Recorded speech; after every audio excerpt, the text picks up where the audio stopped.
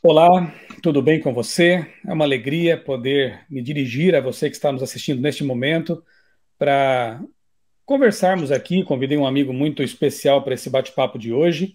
Antes de mais nada, já peço que você se inscreva no canal se ainda não fez isso, acione o sininho aí para receber as notificações de novos vídeos.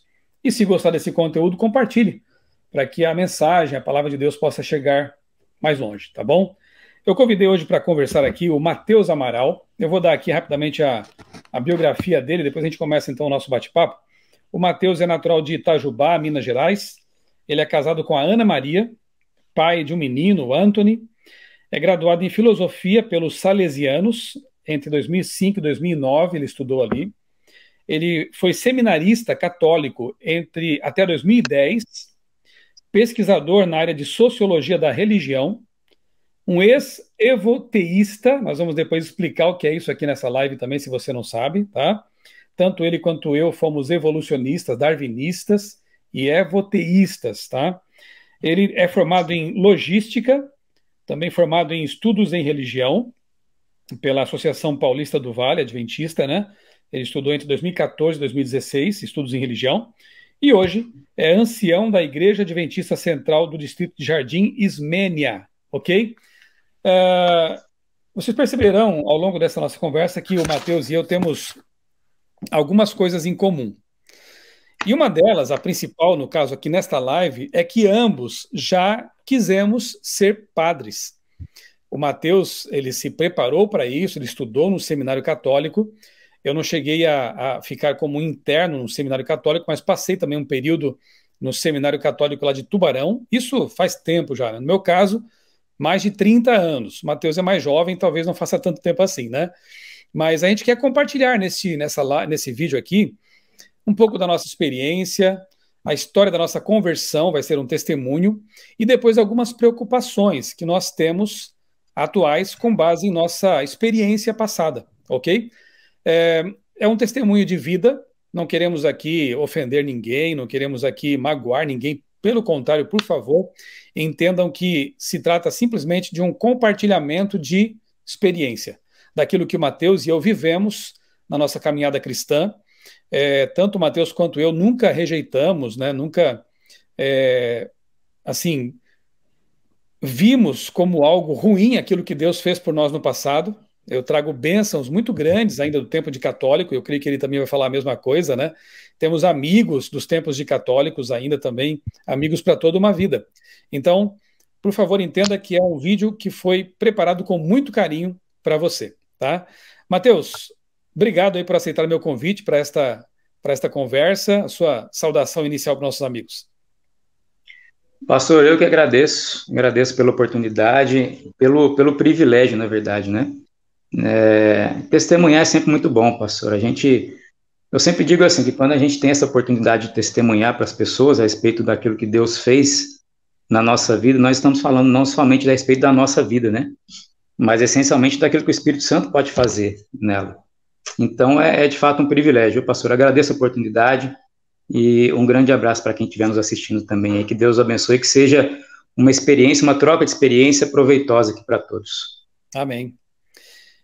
Conheci o Matheus faz o quê? Uns 5 anos, né, Matheus? Ou talvez Por aí, uns 5 anos, mais ou menos. No meu blog, inclusive, tem um post, eu vou até abrir aqui para ver o título certinho, né, para indicar para você. Matheus Amaral. No meu blog, outraleitura.com.br, tem um testemunho aqui, ó. Seminarista católico muda de vida com o programa da Novo Tempo e livros da Casa Publicadora Brasileira. Tá lá. Eu vou deixar na descrição do vídeo aqui o link, né, para que você possa ler depois esse texto. É um testemunho já ali do Matheus. Mas aqui neste vídeo nós vamos contar com mais detalhes. Eu combinei com o Matheus, não vai ser nada assim engessado, não temos um roteiro assim pré-estabelecido. Nós teremos 3 blocos básicos aqui nessa conversa. O primeiro, ele e eu vamos contar como foi o nosso envolvimento com a Igreja Católica, do que nós participamos enquanto éramos católicos, né? No segundo bloco, nós vamos contar como foi a nossa mudança de paradigma, como foi a nossa conversão e como nos tornamos adventistas criacionistas. E no terceiro e último bloco dessa nossa conversa, nós vamos falar sobre algumas preocupações de coisas que nós abandonamos lá atrás e estamos vendo agora se infiltrando, né, no meio aí do cristianismo, do evangelicalismo e também, infelizmente, em alguns nichos aí no meio adventista também, tá bom? Então fique conosco, tenho certeza que será uma conversa aqui, um vídeo bem interessante para a sua vida espiritual, para o seu crescimento também intelectual, bíblico, enfim, tá bom? Então começamos aí. Mateus, você que é o meu convidado, começa a falar primeiro. Conta pra gente como foi o teu envolvimento, né, no meio católico, as experiências que você teve lá. Fala um pouco sobre isso. Vamos lá. Pastor, então, como o senhor mencionou aí no início, né, eu nasci em Itajubá, aqui no sul de Minas. Eu costumo brincar que existem dois polos aqui muito próximos a nós, né? Polos do catolicismo, vamos dizer assim, que é o sul de Minas ali, e aqui é onde eu moro hoje, né? Aqui na cidade de São José dos Campos. A gente vive muito próximo aqui a alguns pontos turísticos, né? Muito frequentados e tal. Como vamos dizer assim, um sul mineiro de raiz, né, pastor? E a minha família é muito católica, meus pais muito católicos e tal. É muito comum dentro nesse ambiente familiar, assim, eles cultivarem o desejo de ter um padre ali na família, né? Isso é muito normal, isso é muito comum e tal. E isso aconteceu comigo, logicamente. Eu sempre fui muito, eu sempre fui muito igrejeiro, sabe? Eu sempre gostei de estar ali naquele ambiente de igreja, das cerimônias, de toda aquela pompa, né? Enfim, dos ritos e tal, do catolicismo. Tem algumas curiosidades, assim, por exemplo, né? Quando eu era criança, os meus pais me arrumavam para ir para a escola pela manhã. Eu entrava no horário de escola, era 7h15 na época, né? Eu ficava pronto ali por volta de 7h30 e tal. Só que 9, 10 anos de idade, meus pais não me levavam para a escola, eu ia sozinho, né? E várias vezes, pastor, eu não estou me vangloriando disso não, viu, que eu fiz, não. É só uma curiosidade mesmo.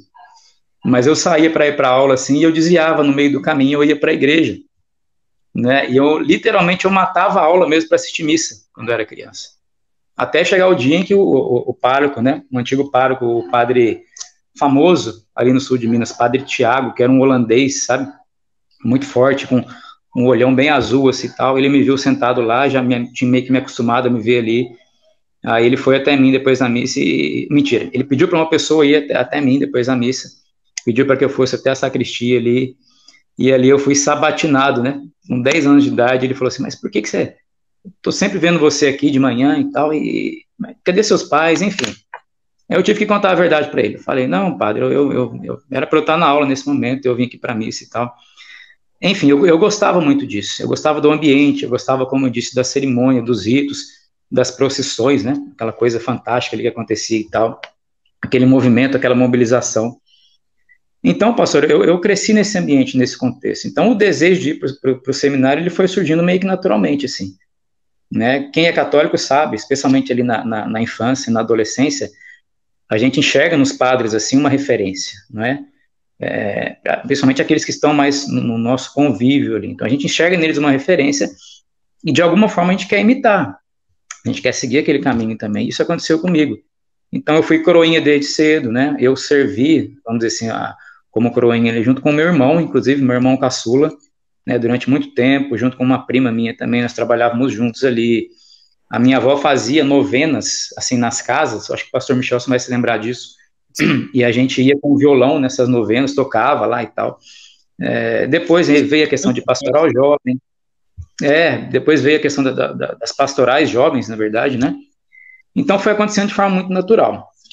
A minha primeira ida, pastor, para o seminário, ela aconteceu quando eu tinha de 13 para 14 anos. Eu era bem novo mesmo, né? O seminário católico, ele funciona basicamente assim, você passa por algumas etapas, né? Você tem ali o seminário menor, que seria o high school, vamos dizer assim, o ensino médio, onde você vai para lá e você não é um seminarista ainda, né? Você não é um seminarista, mas você tem a intenção de ser, você tem a intenção de seguir aquele caminho. Você sai desse período, né? Do seminário menor, aí você vai pro propedêutico, que é uma palavrinha meio complicada, né? Mas que basicamente eles são de fato os primeiros passos que a gente dá em relação a se tornar um seminarista mesmo. Você começa a aprender a conviver naquele ambiente de seminário e tudo mais, né? Naquela estrutura e tudo mais. Passando por essa fase, aí sim, você é encaminhado para a filosofia, né? Onde se recomendam ali 3 anos de estudo, né? No mínimo, né? 3 anos de estudo para você se formar em filosofia. E aí depois você parte, então, de fato, para teologia. Eu fui muito cedo para o seminário na primeira vez, não deu muito certo, eu acabei voltando para casa, né? Mas aquele desejo de me tornar padre, ele não saiu de mim, né? Eu não abandonei aquela vontade, enfim. Então as coisas foram acontecendo. E aí, depois de um bom tempo, vamos dizer assim, de uma boa caminhada na igreja, como líder de algumas pastorais, inclusive, auxiliando pelo menos 3 ou 4 paróquias específicas aqui. Aí sim eu fui para o seminário mais uma vez. Aí já foi ali no finalzinho de 2003, 2004. Passei um ano sendo acompanhado, né? Especialmente 2004, né? E aí, em 2005, foi quando eu adentrei, de fato, o seminário, entrei, né, para cursar filosofia, consegui fazer toda a caminhada de filosofia, terminei, me graduei, e aí, quando eu estava no processo da teologia, de fato, foi quando algumas pessoas dizem que foi coincidências, mas não foram coincidências, né? Foram providências divinas mesmo, que, enfim, daria um livro, né, se eu ficasse contando tudo aqui, mas começaram a acontecer algumas coisas e tal, pontuais, pessoas foram surgindo na minha vida, eu fui fazendo amizade com algumas delas, e Deus foi me encaminhando ali. Mas o meu período de seminário foi um período muito tranquilo, né? Eu nunca tive problemas em relação à crise de fé ou a questionar aquilo que eu estava aprendendo, de forma alguma. Foi um período muito tranquilo. A nossa rotina de seminário, as pessoas às vezes imaginam que é uma rotina meio contemplativa e tudo mais, né? Mas era uma vida normal, a gente acordava pela manhã com aquele sininho tocando, né? 5:30 da manhã, um sininho tocando ali, a gente ia para as nossas rotinas diárias, fazia ali primeiro o Veni Creator, né? Fazia oração ali primeiro, tinha todo um ambiente de estudo, tanto pela manhã como à tarde. Como é que eu vou dizer? Era uma casa onde eu me adaptei, pastor, a conviver, a viver ali e tal. Então foi um processo natural, foram anos em que eu aprendi muito, vou fazer das palavras do pastor Michel, são as minhas também, eu não jogo fora o que eu aprendi lá atrás, porque elas, inclusive, pastor, se houver, de repente aqui, né, uma oportunidade de citar uma coisinha ou outra, inclusive coisas que eu aprendi lá na época de seminário, por incrível que pareça, me auxiliaram a ser um adventista hoje do 7º dia, me auxiliaram, tem gente que acha estranho eu falar isso, né, mas me auxiliaram muito, principalmente no contexto da filosofia, as bases da crença adventista, por exemplo, bases bíblicas, né, da crença adventista, eu consegui enxergar a coerência a partir do momento em que eu revisitei lá atrás aquilo que eu estudei no seminário de filosofia. Então, assim... Vamos contar de como foi a nossa transição, né, nossa mudança, você retoma esse ponto, eu acho importante isso, sim.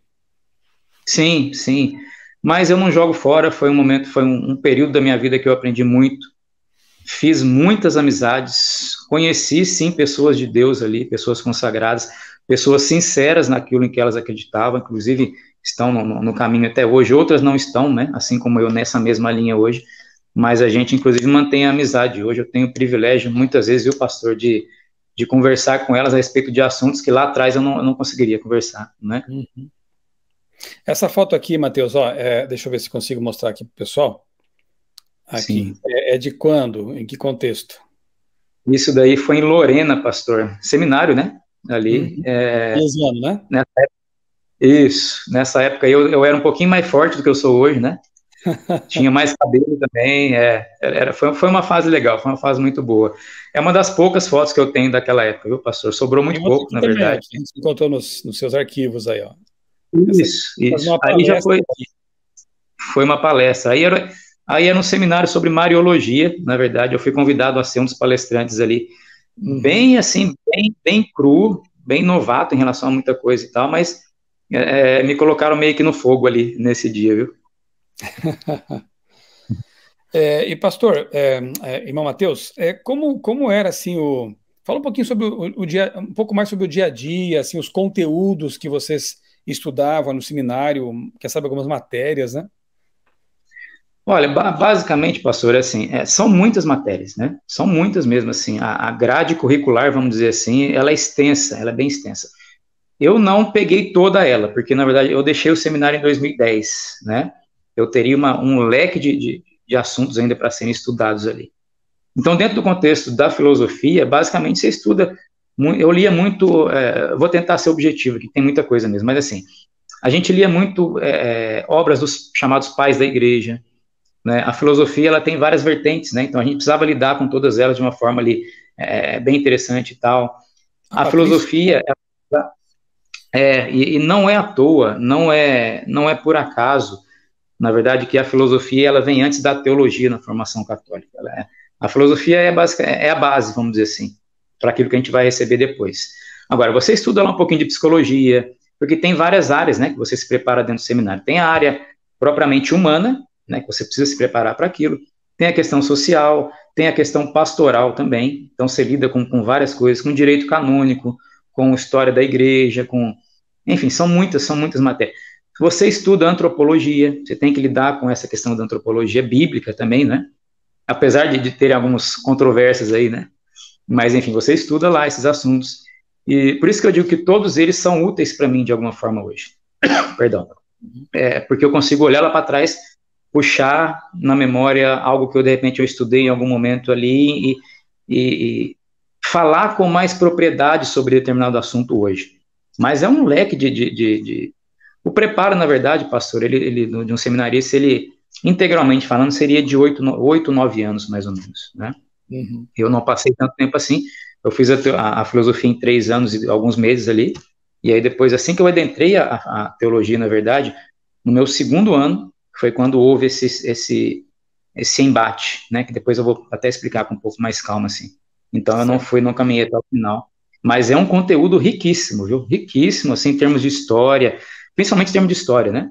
Mas e em termos de formação humanas também, enfim, eu não digo que foi ruim, valeu a pena, sim, sob diversos aspectos aí.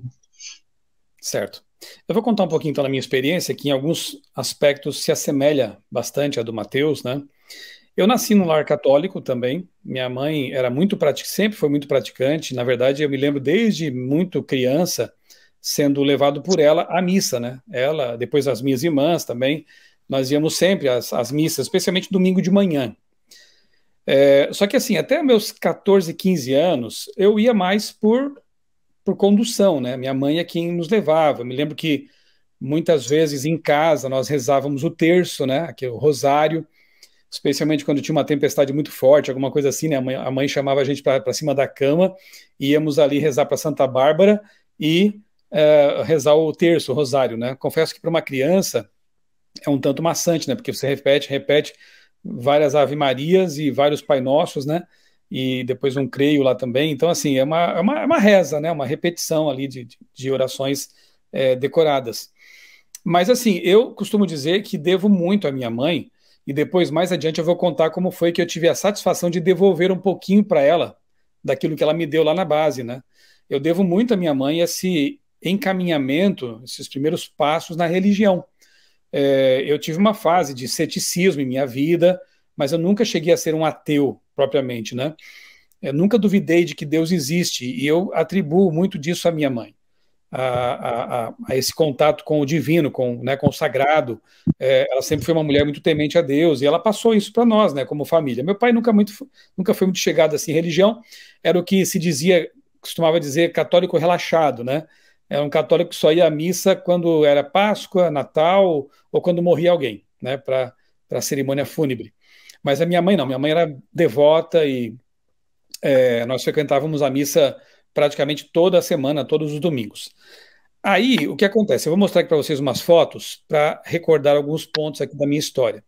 Eu nasci aqui, né, Criciúma, sul de Santa Catarina, uma cidade colonizada basicamente por italianos. Santa Catarina tem uma região de alemães ali, né, tem o litoral que é mais de herança açoriana, e o sul do estado tem bastante colônias italianas. Portanto, uma cidade com uma influência católica muito forte, né? Com 15 anos, aí está a foto, 1988, eu sei que não pareço mais, né? Não parece mais a pessoa que vos fala aqui, mas esse rapaz do meio aí, bem magro, sou eu. Com 15 anos, eu fui convidado por um grupo de jovens lá da minha paróquia para participar de uma encenação de Natal. todo ano eles costumavam fazer, e as igrejas costumam fazer, né, peças, encenações natalinas. Só que eu era um garoto muito tímido, eu sempre fui assim muito na minha, né, tipo nerd, assim, ficava só no meu quarto desenhando, lendo história em quadrinhos, lendo livros de ficção científica, escrevendo, desenhando. Era o meu dia a dia, não era muito de falar. Quando me convidaram, eu falei o seguinte: olha, eu perguntei, precisa falar alguma coisa na peça? Aí me disseram: não, você só vai entregar um presente para Jesus, você vai ser um rei mago e você sai de cena. Tudo bem, se for assim, eu aceito. E foi, né? Só que eu gostei da convivência, dos ensaios, das orações, e em seguida aceitei um convite para fazer parte de um grupo de jovens. Mateus conhece bem isso aí, né? E o nosso grupo se chamava Gênesis. Olha que interessante, né? Mal sabia que no futuro eu ia ser um defensor do criacionismo em Gênesis, né? Mas enfim, foram amigos maravilhosos, pessoas que eu guardo no coração e algumas das quais até hoje tenho contato com elas, né? Conversamos e nos respeitamos. Esse grupo de jovens me ajudou, me protegeu de muitas influências negativas, né? Nunca me envolvi com drogas, comportamento de risco, essas coisas, né? Relacionamentos complicados, porque tínhamos ali um grupo de pessoas que realmente amava a Deus, que tinha um compromisso com a comunidade. Depois eu vou dizer como é que esse compromisso ele se expressava, né? Em que tipo de teologia, enfim. Mas assim como o Mateus disse, eu também repito, né? Foi uma bênção na minha vida esse envolvimento. Eu cheguei a ser depois presidente desse grupo de jovens aí, fui líder deles, né? Me desenvolvi bastante, aí já começava a ter que falar em público, tanto é que depois aí ninguém mais me segurava, né? Eu participava de encenações ali falando. Aqui tem uma foto bem legal, eu estava representando aí o apóstolo João na escada ali na escadaria da Matriz São José, hoje é a diocese lá de Criciúma, né? Era a igreja principal da cidade, e foi uma encenação no começo de uma procissão religiosa. Nós caminharíamos dali de Criciúma, caminhamos dali até um município vizinho, eu creio que dá uns, sei lá, 10, 15 quilômetros, né?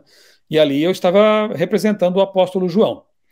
Na foto ao lado, eu fui crucificado aí, né? Foi um momento muito especial também na minha vida, porque no catolicismo, ali na época da Páscoa, existe a chamada Via Sacra, né? Em que a paixão de Cristo é recordada, é encenada. No ano anterior eu tinha sido soldado, então eu fui lá, bati no Jesus, né? E tudo aquilo. E no ano seguinte o soldado, o que tinha apanhado de mim se vingou. Ele foi soldado e eu fui Jesus. Nessa ocasião, eu me lembro muito bem, Mateus. Eu estava ali preso àquela cruz de eucalipto, né?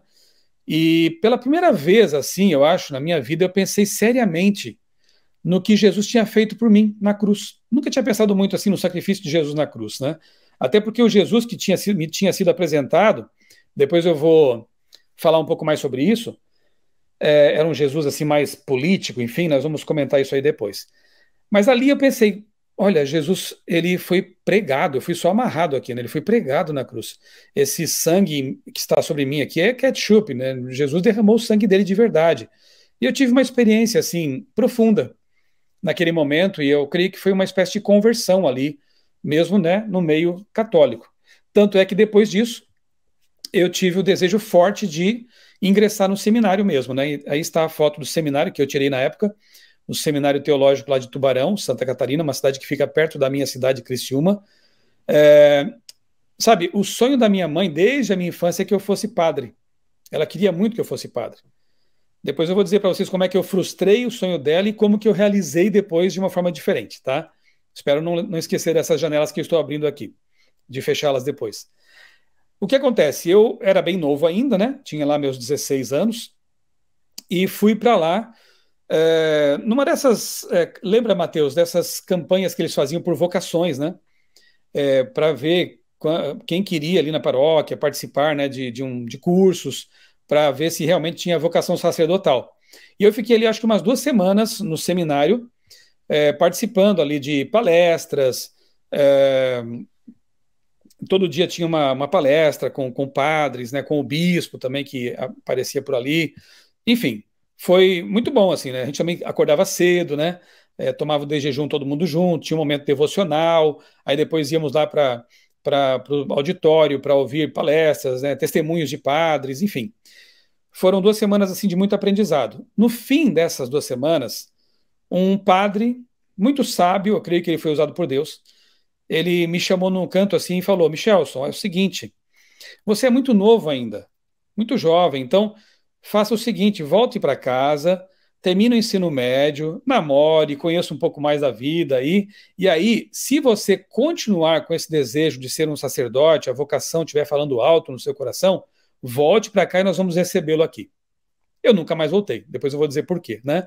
Mas eu creio que foi um conselho bem bom que ele me deu, né? Porque realmente eu era muito novo, muito imaturo, né? Mas, Mateus, eu sempre tive essa vontade de servir a Deus, sabe? Isso nunca saiu do meu coração. E, repito, né? Graças à minha mãe, e em grande medida também aqueles anos em que eu participei do grupo de jovens, não só do grupo de jovens, mas eu participei como líder na Pastoral da Comunicação. Interessante, lá com 15, 16 anos, a gente dava palestras para as freiras nos conventos, encontros, né, paroquiais ali, frequentava a casa do bispo lá em Tubarão, enfim, o envolvimento foi bem profundo assim nas coisas do catolicismo, né? E participei da Pastoral da Juventude também, bastante, né, como líder lá também. Eu ficaria aqui muito tempo contando assim de todo o envolvimento prático, né? Que eu só não fui coroinha como foi ali o Mateus, né? Mas todo o restante eu fui batizado na Igreja Católica quando bebê. Eu fiz a perseverança, né? Que é é um preparatório para o crisma, né? Que são os sacramentos, né? Depois eu participei, gostei tanto da perseverança que fiz 2 vezes, 2 anos seguidos, né? No segundo eu já era quase o catequista. Aí eu participei também, claro, Eucaristia, né? Antes disso, né? Na catequese. Depois eu fiz a crisma, certo? E dali para frente a minha vida teve uma guinada. Eu vou contar isso depois no segundo bloco, né? Quando o Mateus também falar da dele. Mas foi assim, basicamente, né? Eu posso dizer que fui um católico pleno, um católico praticante. Nunca concordei com essa coisa de católico relaxador. Você é ou você não é, né? Uhum. Adventista relaxado então é pior ainda, né? Para mim não existe esse tipo de coisa, né? Ou você é ou você não é. E eu fui. Eu lembro que quando eu era criança, eu reunia os meus primos assim na casa da minha avó, ou lá em casa mesmo. Eu colocava uma toalha nos ombros, como se fosse uma estola sacerdotal, e eu fazia missa ali com eles. Não sei se você chegou a fazer isso, né? Pastor, me veio isso somente agora, porque o pessoal da minha família que assistiu isso daqui, eles vão se lembrar que eu celebrava missa dentro de casa também, viu? Chamava os amiguinhos, assim, o pessoal da vizinhança, assim, eu montava uma mesa, minha mãe comprava o pão, né? Pão francês mesmo, né? Eu cortava um pedacinho do pão lá, fazia que era. É a mesma história, quase. Muito semelhante. Muito Como eu ia semelhante. muito à missa, eu sabia de cor a liturgia, né? Lá do folheto domingo, né? Toda aquela liturgia Até, que até onde eu sei, viu, pastor? é a mesma. Até hoje a gente. Sim, até hoje. Eu também lembro de muitas coisas da liturgia. E aí, eu reunia ali os primos, os parentes, e fazia missa ali, né? Abençoava os primos. Então, era algo que estava no coração, né? Realmente. Bom, mas os anos vão passando, né?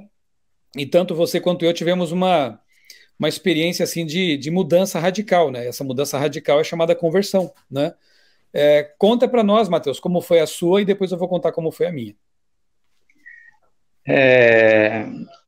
Eu às vezes até, pastor, eu me emociono um pouco, né? Quando eu falo de algumas coisas que aconteceram. Ainda bem que a minha esposa não está aqui, porque senão ele ia estar dando risada de mim já, né? Mas, assim, eu me emociono um pouco porque, como eu falei antes, para algumas pessoas podem achar que foram coincidências que aconteceram. Mas aí quando a gente...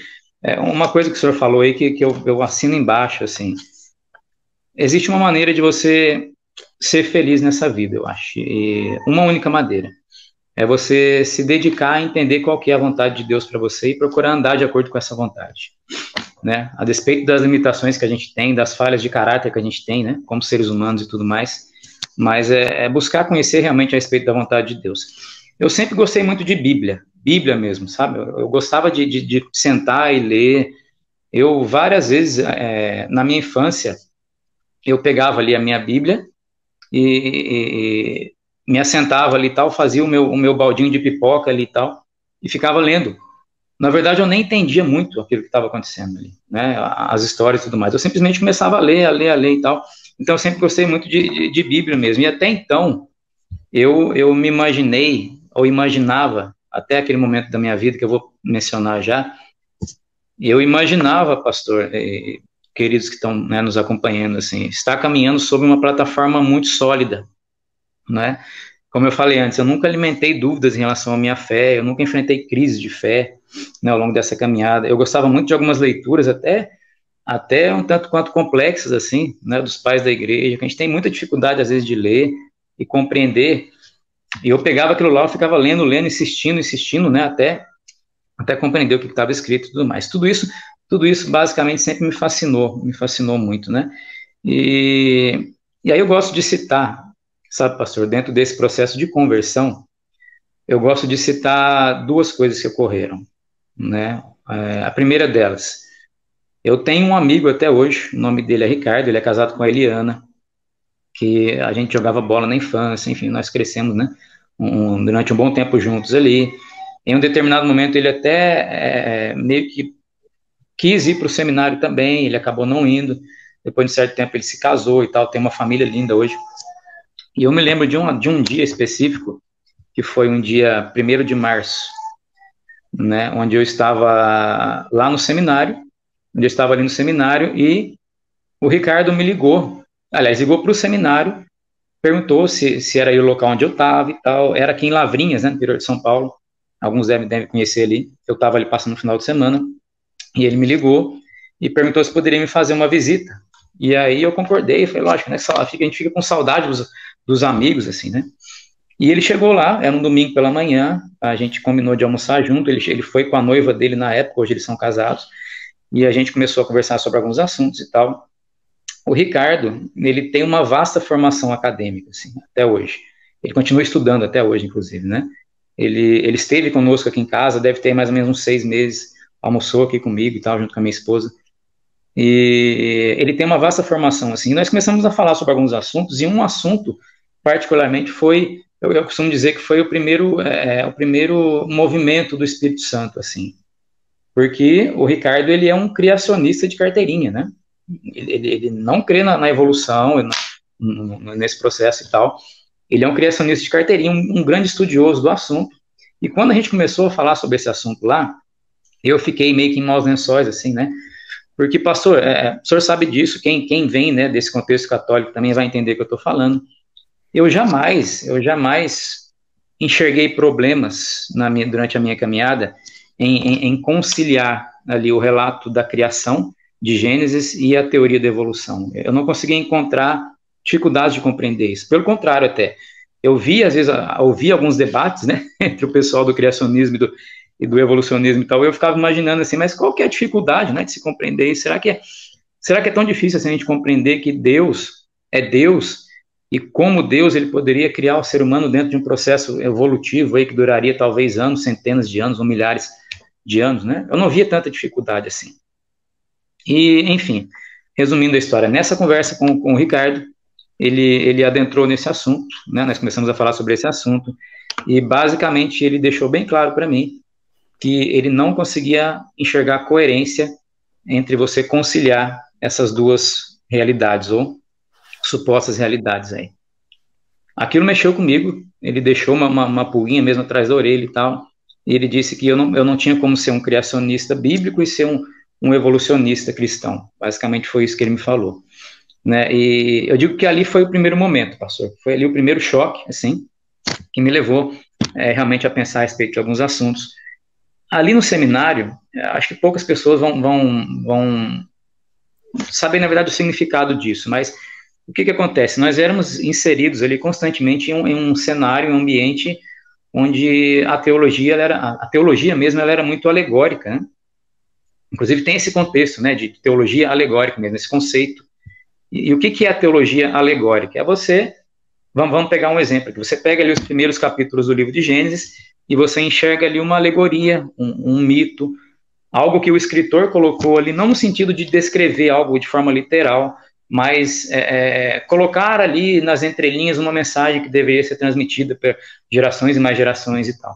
Então, Adão e Eva não necessariamente teriam que ser seres literais, o dilúvio não necessariamente teria que ter ocorrido da forma como a Bíblia descreve, enfim, e aí a história vai longe, chega até o Novo Testamento também. E aí eu me lembro de uma aula onde um dos nossos professores ali estava falando a respeito de um milagre de Jesus, que é um milagre ali onde Jesus ele cura aquele leproso, né? Que ele toca ali no leproso e tal. E isso ficou muito gravado na minha mente desde então. E com base nisso, hoje eu consigo entender muito o que acontece atualmente no contexto de igreja, né?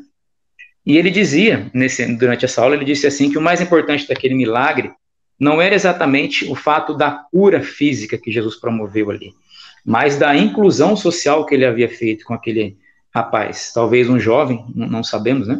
Mas a cura não era tão importante. Inclusive ele disse assim, eu me lembro bem, ele usou exatamente essa frase, talvez Jesus não tenha nem curado fisicamente aquele leproso, mas o fato dele ter tocado nele, diante de todas as pessoas, ter trazido aquele rapaz para o meio, para o contexto de sociedade de novo, ele inseria aquele jovem, aquele leproso ali, trazendo a um cenário de aceitação, isso em si foi o grande milagre. E quando eu vi isso lá na época, eu achava aquilo maravilhoso, sabe? Para mim era assim, poxa, eu parava para pensar, eu nunca parei para pensar nisso, né? Por que tudo na Bíblia tem que ser necessariamente literal? Por que Jesus tinha que, de fato, curar? Ele poderia ter abraçado um leproso na frente das pessoas ali e ter promovido uma cura muito maior do que uma cura simplesmente física. Mal compreendia eu que esse contexto envolvendo teologia liberal, na verdade, ele era na verdade, como é que eu vou dizer, antagônico àquilo que o cristianismo se propõe realmente a revelar a nós. Mateus, então, eu me lembro dessa conversa com o Ricardo, sim.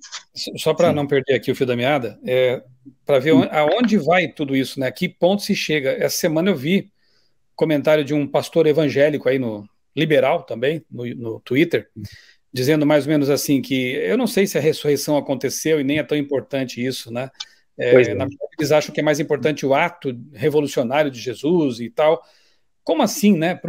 Como pode um cristão, pastor, ainda se diz pastor, dizer que a ressurreição pode não ter acontecido se é a pedra fundamental sobre a qual o cristianismo está edificado? Nós temos muitas evidências, né, internas, externas a respeito da ressurreição. Então, não é brincadeira, não. Esse pensamento alegórico, liberal, teologia liberal é muito perigoso, porque leva as pessoas a duvidar realmente do relato bíblico. E usá-lo como lhes interessa, né?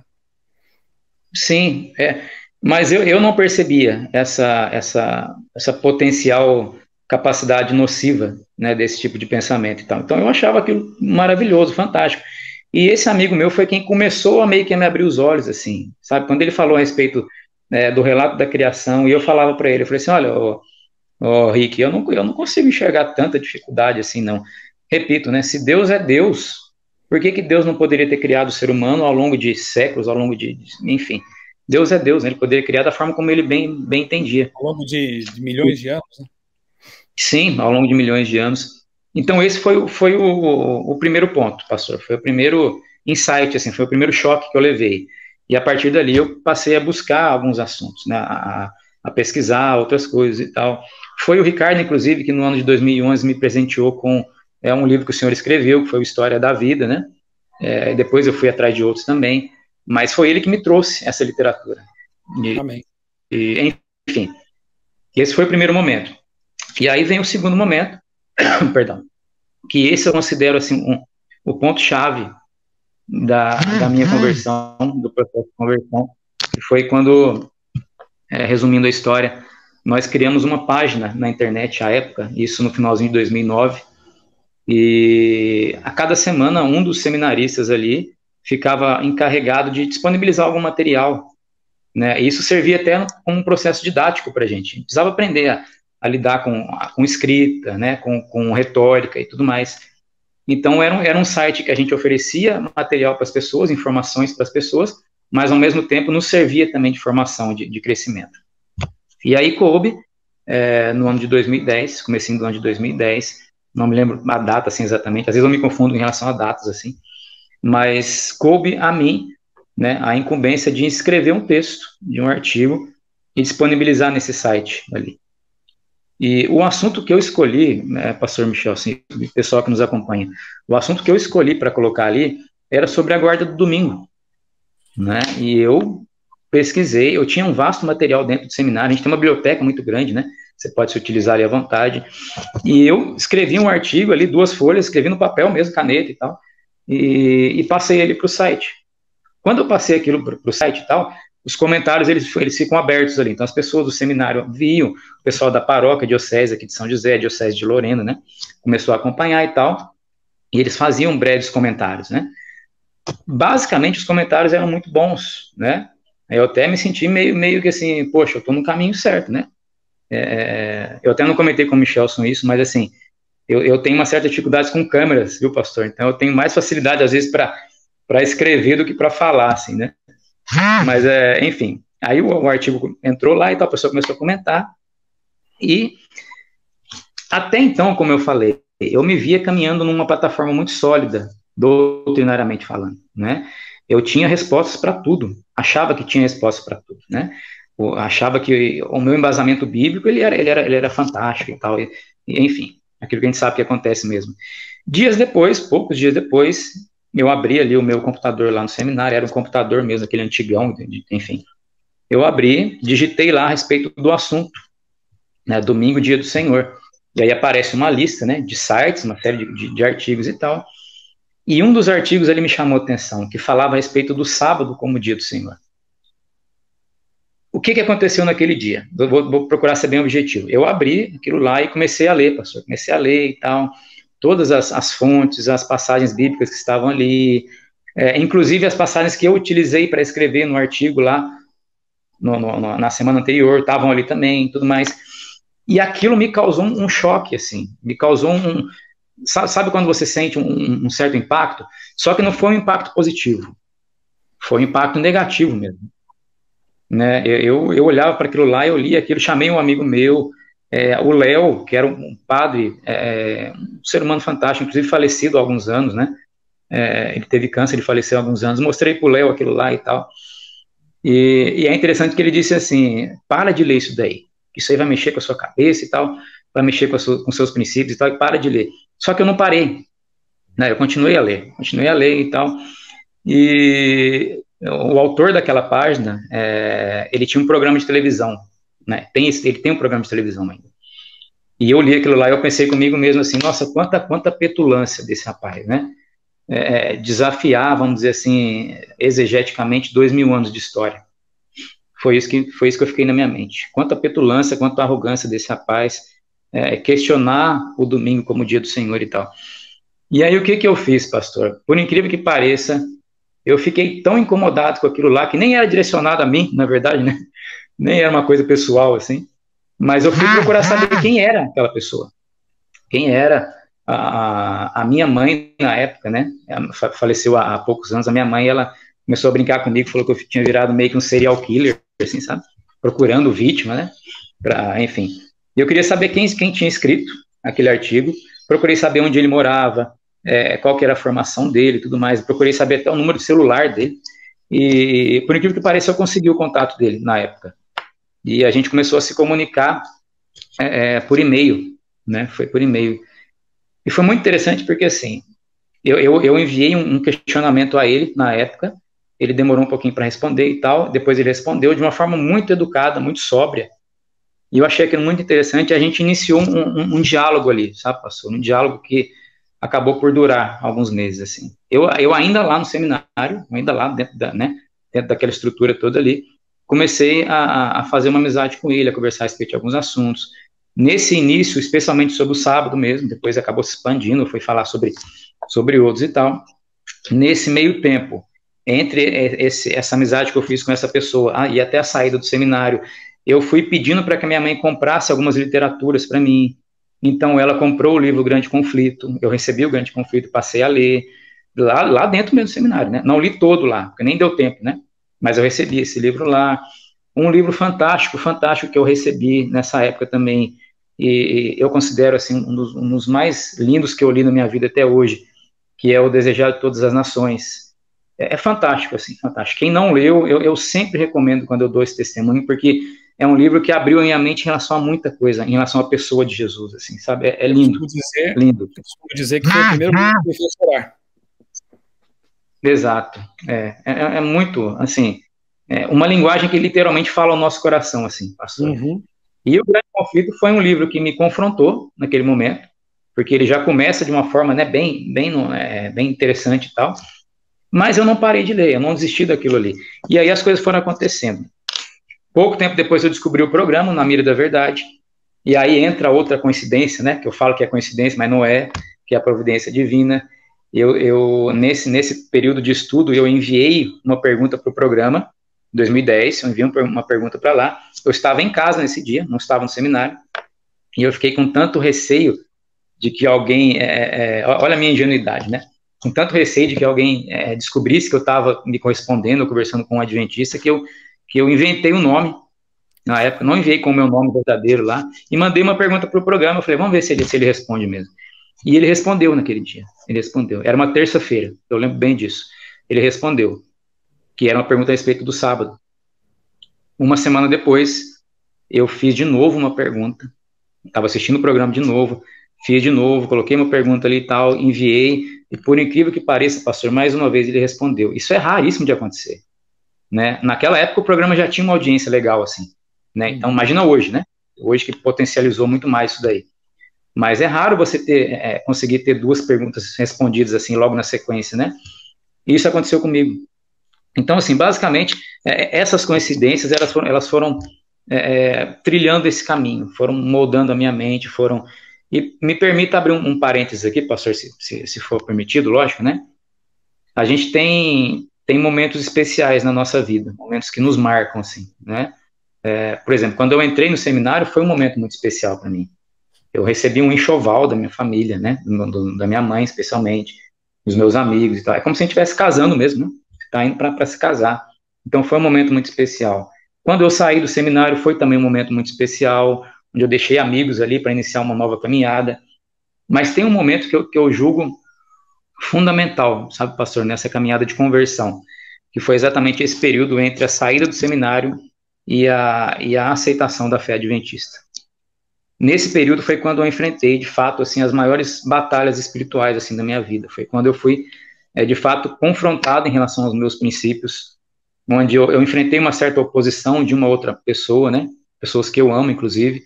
Enfrentei essa oposição, é natural que isso aconteça. Mas é um momento em que literalmente, eu me coloquei diante de Deus e eu me desarmei, sabe? Eu falei, Senhor, eu sei das minhas limitações. Eu sei das dificuldades que eu tenho em relação a muita coisa. Mas se tem uma coisa que eu quero fazer, é a tua vontade. Eu falava isso para Deus nesse período.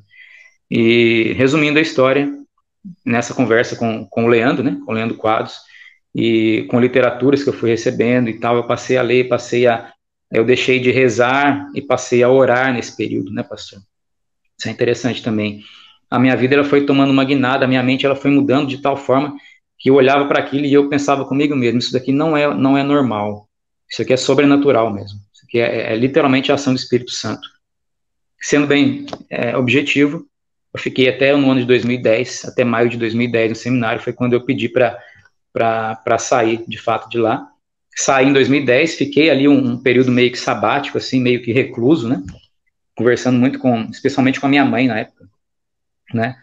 E, enfim, passei um período em casa, até que aí sim, em janeiro de 2011, eu disse para minha mãe, para minha família, eu disse, olha, eu vou visitar uma igreja adventista. Eu quero ir até lá. E eu fiz um pacto com Deus nessa época. Eu fiz um pacto com Deus assim, eu vou visitar uma igreja adventista, afinal de contas, eu meio que deixei o seminário por conta das informações, das verdades que eu passei a receber a partir dali, mas eu quero ver como que funciona essa igreja, como são as pessoas dali.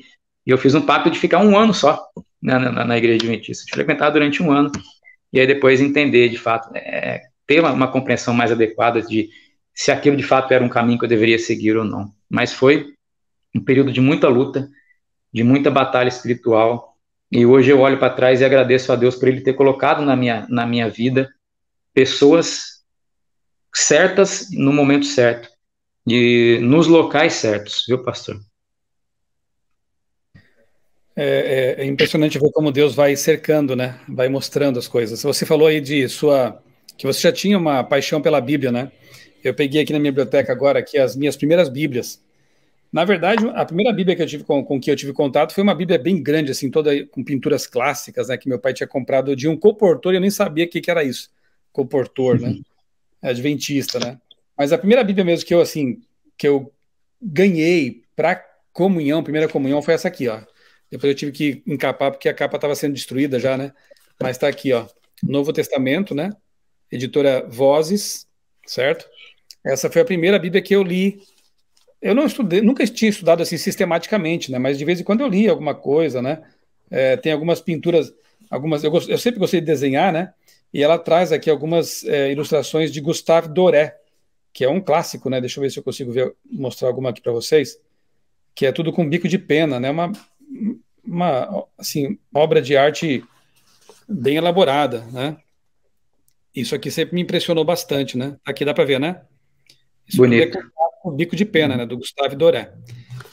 A Bíblia que eu comprei na casa paroquial para fazer meu crisma, tá aqui, ó. Uma Bíblia ainda com zíper, né? Aquelas fechava aqui a capinha, parece uma agenda, né? Essa é a famosa tradução Ave Maria, essa aí, né? Exatamente, é a tradução Ave Maria. Aqui tem até o logotipo que eu criei para o grupo de jovens Gênesis, está aqui, eu colei na Bíblia, né? Foi com essa aqui que eu estudei pela primeira vez o seminário Revelações do Apocalipse, certo? Porque eu pus na cabeça o seguinte, olha, se eu não conseguir demonstrar, estudar com esta Bíblia aqui, que tem o imprimatur do Papa, eu não vou aceitar esse estudo bíblico aí. Depois eu vou contar como é que foi, né? Mas foi essa aqui, foi a primeira que eu comecei a ler, tá toda sublinhada aqui, né? Outra coisa, uma curiosidade aqui, Matheus, acho que eu nunca te contei isso, né? Esta aqui também, que é da Ave Maria, aqui, ó, editora Ave Maria, essa capa fui eu que desenhei, viu? De vez em quando, a editora Ave Maria me contratava para fazer algumas ilustrações para alguns livros. Olha só. E essa capa aqui tive um privilégio, assim, né, de ser convidado. Aqui tem tudo tirinhas, né? Como se fosse tirinhas de quadrinhos, aqui na capa e na contracapa, ó, com várias histórias da Bíblia, né? Do Antigo e do Novo Testamento. Uma vez eu vi o padre Marcelo com uma dessa aqui na mão. Então, aqui, né? Mais alguns documentos históricos aqui mostrando que o envolvimento, né, com o catolicismo. Mas deixa eu contar um pouquinho aqui rapidamente a minha história. Se você quiser saber mais detalhes, você pode pegar aqui no meu canal o vídeo Minha História Eterna. Coloca no buscador Minha História Eterna e lá eu conto em detalhes a minha conversão. Tem um outro também que a minha esposa e eu estamos juntos ali, ela conta a história da conversão dela e eu conto a minha, assim, mesclados, né? É o vídeo Uma História de Amor que Deus Escreveu. Se eu lembrar, vou colocar aqui na descrição todos esses links aí, tá bom? Deixa eu voltar aqui para uma foto que foi o meu ponto da virada. Assim como teve o Matheus o dele, eu tive o meu aqui, né? Foi no ensino médio. Eu não vou entrar em detalhes, mas a minha vontade, depois que eu desisti do seminário, era ser um cientista. E aí, na minha cidade, o curso mais próximo, assim, do que eu queria fazer no futuro, talvez astronomia, biologia, alguma coisa assim, era o curso de Química, técnico de Química. E aí está a minha turma do segundo ano, 1989, e nesse ano aí, nessa turma aí do curso de Química, eu conheci esse jovem, esse rapaz aí, esse loiro, que é o Vanderlei Hicking. Hoje ele é bibliotecário lá do nosso Instituto Adventista de Ensino no Rio Grande do Sul, em Taquari. Bom, o que acontece? Eu era um líder católico, né? E eu nem sabia, porque não conhecia, nunca tinha ouvido falar dessa igreja, né? Era um adventista do sétimo dia, mas eu nem sabia que existia isso. Para mim, ele era um crente, né? Nós católicos, né? Chamávamos todos os não católicos de crentes. E eu tenho até que dizer, com certa vergonha, que eu era bem preconceituoso. Para mim era assim, a Igreja Católica é a primeira Santa Madre Igreja, estabelecida sobre o primado de Pedro, toda essa história, né? E para mim todos os demais eram, né, um arremedo de religião. Eu achava assim que crente é aquele cara que se envolveu com drogas, né, uma vida promíscua, e depois ele se arrepende e vai para um caminho qualquer aí que o abrace uma tábua de salvação. Eu era bem preconceituoso e arrogante nesse ponto, né? Tinha muito que aprender ainda. Então, o que acontecia? O Vanderlei, que era um jovem adventista muito dedicado, muito missionário, ele de quando em quando aparecia na sala de aula com os folhetos, com material missionário, deixava na carteira de todo mundo ali, colocava no mural da escola programação da igreja dele, eu ficava indignado com aquilo. Mas quem é esse camarada aí, né? Essa coragem que ele tem aí. Por outro lado, eu ficava também admirado com esse espírito missionário que o Vanderlei sempre teve, e até hoje tem, né? E isso me confrontava, me deixava indignado, ao mesmo tempo, assim, admirado com aquela postura dele. Mas é um camarada muito amigo, muito assim, de bom relacionamento, todo mundo gostava dele, né?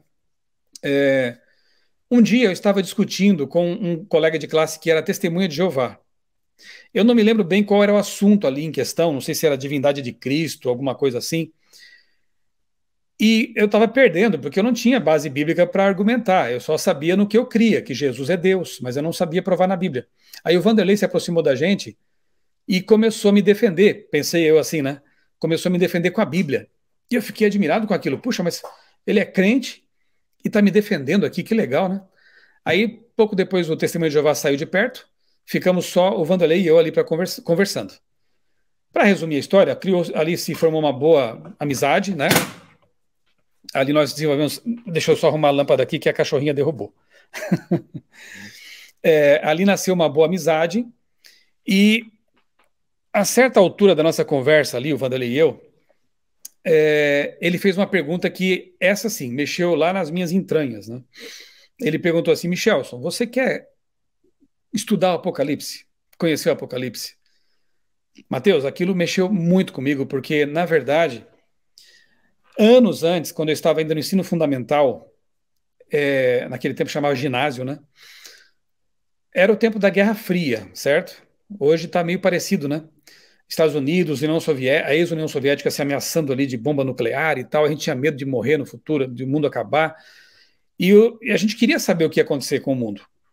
E olha o que a gente fez, né? Um grupo de amigos, uns 4, 5 amigos, os mais nerds da turma, né?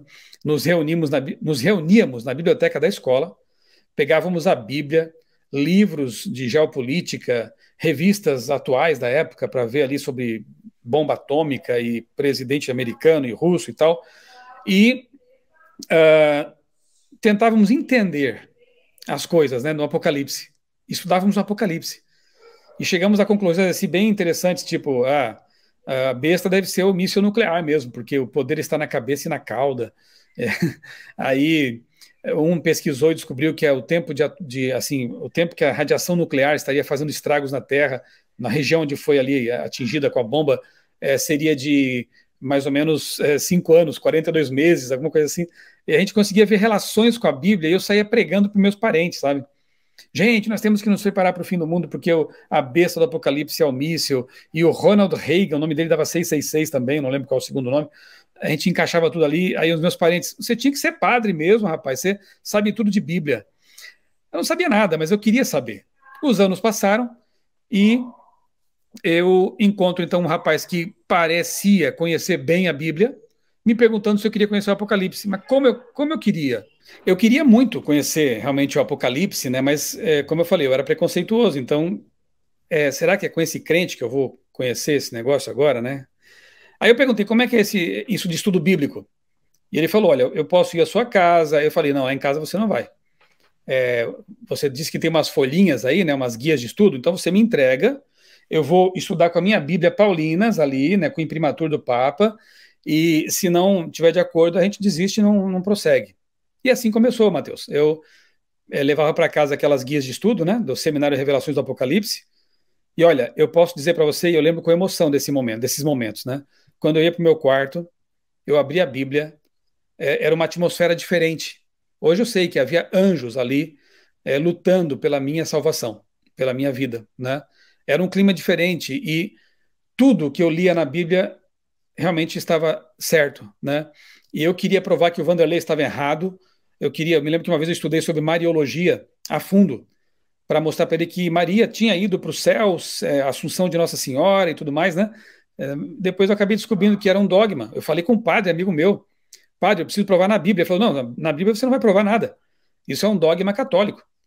E, inclusive, recente, né, 1950, é que o Papa, ele institui, né, esse dogma da Assunção de Nossa Senhora. Eu tive que ir para a escola, assim, com o rabo entre as pernas, dizer, Vanderlei, você tem razão, não está na Bíblia esse negócio. Então, assim, foi um tombo atrás do outro. Na verdade, foram 3 anos, ô, Matheus, de estudo profundo. Não foi fácil, o Vanderlei teve muita paciência comigo. Graças a Deus, era um jovem muito estudioso, muito preparado, porque as minhas perguntas eram muito complicadas e foi muita relutância, assim. Um dia, quem sabe, eu posso contar com mais detalhes os milagres que ocorreram, intervenções diretas de Deus. 3 grandes intervenções para que eu acordasse e saísse desse vale de dúvidas, de indecisão, né? Foram coisas bem dramáticas que me fizeram entender que eu precisava realmente colocar em prática o que eu tinha estudado na Bíblia. Mas, então, resumindo bem, foi com base nesse estudo profundo da palavra de Deus. Foi a primeira vez que eu ouvi falar de criacionismo. Eu era um darwinista, inclusive está aqui, ó. Eu escrevi esse livro com 15 anos. Projeto Alpha, né? É uma ficção científica e o personagem principal aqui seria assim o próximo passo da evolução humana, né? Eu datilografei esse livro aqui nas minhas férias, aqui está o original. E eu mesmo ilustrei o livro, enfim, né? É darwinista, né? Tem aqui um documento para provar que eu era darwinista de carteirinha. Lia Carl Sagan, lia Charles Darwin, tudo isso aí. E foi maravilhoso descobrir que a ciência e a teologia se harmonizam, né? E isso eu chamo de criacionismo. Só um detalhe, Matheus. Bom, esse detalhe eu acho que eu posso deixar para o nosso último bloco, porque tem que ver com o choque que eu tive com a tal da alta crítica, né? E teologia da libertação. Mas então, para fechar a questão, para resumir, a minha mudança de paradigma foi drástica, total, profunda e muito consciente. Quando eu vim para a Igreja Adventista do Sétimo Dia, eu fui batizado. Deixa eu ver se eu tenho aqui a foto. Eu acho que eu tenho aqui a foto do meu batismo. Eu fui batizado no ano de 1991. Deixa eu avançar aqui, que isso aqui é uma outra palestra. Está aqui, ó. Inclusive, tem outra foto aqui para mim que é muito preciosa. Quando eu dei estudo bíblico para minha mãe e para minha irmã mais nova. Minha mãe queria que eu fosse padre e começou a entrar em parafuso, né? Quando viu que o filho estava se tornando um crente. E eu falei um dia, mãe, você quer saber por quê que eu me tornei, que eu tô mudando de ideia? E ela falou, sim, eu aceito só se você me mostrar. Não quero aquele crente aqui em casa. O preconceito ainda existia, né? Hoje ela ama o Vanderlei, né? Ali está a Bíblia ali na cama, ó, a Bíblia, a primeira Bíblia, né, que nós tivemos contato, né, com a qual tivemos contato como família, né? Primeira Bíblia que eu folheei quando era criança. E eu tive o prazer, a alegria, o privilégio de estudar a Bíblia com a minha mãe, com a minha irmã. E um ano depois do meu batismo, a foto está aqui, elas foram batizadas também. Foi uma grande alegria para mim. Foram minhas primeiras ovelhas. E como eu disse para você, Matheus, e para vocês que estão acompanhando, foi um privilégio poder devolver para minha mãe aquilo que ela me deu na infância, né? Ela me entregou, ela me mostrou o caminho da religião, de Cristo, e eu mostrei para ela o caminho da verdade na Bíblia, né? Então foi maravilhoso isso aí. Aí está o meu batismo em 91, fim do ano, certo? E é isso, né? Não foi um processo fácil? Não foi. Foi, tanto quanto o Matheus também não foi fácil, né? Você mudar, você abandonar. Eu era um líder. Eu passei a ser visto como uma pessoa que se deixou levar, foi influenciado, lavagem cerebral. Isso pesou muito, né, para mim. Mas aconteceram coisas que me fizeram ver que eu precisava, como diz Apocalipse lá 18, né? Sai dela, povo meu. Eu queria reformar, Matheus, eu queria fazer uma revolução na Igreja Católica. Quando eu descobri o sábado, eu pensei em falar com o bispo, até com o Papa, se fosse preciso, eu daria um jeito. Eu pensei, eu preciso mostrar para eles. Olha a ingenuidade juvenil, né? Adolescente. Depois eu descobri que não adiantava fazer isso, né? Eu precisava era sair dela, de Babilônia, e levar aquilo de bom que eu aprendi lá, mas, claro, abraçar aquilo que a Bíblia ensina claramente ali. Resumindo bem, porque tem muitos desdobramentos, muitas coisas mais que eu poderia mencionar, é isso aí. Agora nós vamos conversar um pouquinho, eu vou pedir que o Matheus fale novamente sobre Pastor, a teologia. Sim. Posso só fazer uma breve menção aqui? Claro. O senhor comentando aí no finalzinho, né? Eu não comentei isso lá atrás, só resumindo aqui rapidamente. Quando eu saí do seminário, a minha mãe ela ficou um pouco triste. É normal que isso aconteça mesmo, né? Ela havia se preparado, enfim, tudo aquilo que eu também havia me preparado para aquilo. E é interessante porque essas pessoas que Deus colocou ali no meu caminho, né? Uma delas foi o Leandro, e dentre tantas outras. O senhor também, porque foi através do seu livro que me abriu a mente em relação a esse assunto, né? Que o Ricardo me questionou lá. Mas, assim, pouco tempo depois, a minha mãe, ela passou a acompanhar Novo Tempo. Ela passou a assistir a Novo Tempo e tudo mais. O que acontece? Ela não se batizou, ela nunca se batizou, né? Ela sempre simpatizou muito com alguns conteúdos da TV Novo Tempo. Isso lá desde 2011 para cá, né? Já tem um bom tempo. E aconteceu algo muito interessante, porque um dia houve uma semana de oração em uma igreja aqui em São José dos Campos, a igreja do Parque Industrial, e ela foi convidada a participar, né? Eu a convidei para participar e tudo mais. Porque eu falei para ela, falei assim, mãe, olha, eu não consigo estar lá, né? Mas por que a senhora não vai até lá, não participa, né? Não ouve as mensagens e tal? Deixa Deus falar com a senhora. E ela sempre foi uma pessoa muito aberta, né? Curiosamente, né? Mais uma coincidência, né? Vamos dizer assim. Ela chegou na igreja do parque. Ela chegou na igreja do Parque Industrial, ela aceitou o convite, falei, não, então tá bom, eu vou lá. Pegou a biblinha dela, foi lá. E ela chegou nessa igreja, e quem iria fazer essa semana de oração era exatamente o Leandro. Exatamente o Leandro. E aí, quando acabou o primeiro dia, ela foi lá, chamou o Leandro, conversaram os dois ali, né? Aí ela disse, ela até brincou, eu falei para ele que foi ele que tirou você do seminário, né? Aí eu falei para ela assim, não, não foi o Leandro que me tirou, foi o Espírito Santo que me tirou de lá. Né? O Leandro é uma ferramenta imperfeita que Deus utilizou naquele momento ali, né? Mas, enfim, ela tem fotos dela com ele, sabe, que eu guardei e tal. Ela descansou no Senhor em 2018, um pouquinho antes da pandemia, né? Ela teve um probleminha no pulmão e tal, e descansou, literalmente. E no último dia dela, pastor, ela estava no hospital, já vivendo ali um momento muito difícil, né? O nosso pastor aqui, se ele estiver acompanhando, ele vai se lembrar dessa história, o pastor Jefferson, ele a visitou ali no hospital e a minha mãe aceitou a Jesus ali. Amém. Sabe? Ela aceitou. Ela não se batizou nas águas, mas ali foi o momento em que ela se abriu de fato. Então eu creio, sabe, pastor, do fundo do coração, que eu vou reencontrá-la. Se eu estiver lá, né? Primeiro eu tenho que estar lá, né? Mas eu quero reencontrar a minha mãe naquela caravana que vai subir rumo aos céus ao encontro de Jesus, sabe? Só para fazer esse breve comentário aqui. Eu tenho a alegria também de poder dizer que toda a minha família hoje é adventista, né? Minha irmã tenho duas irmãs, a mais nova e a do meio, né?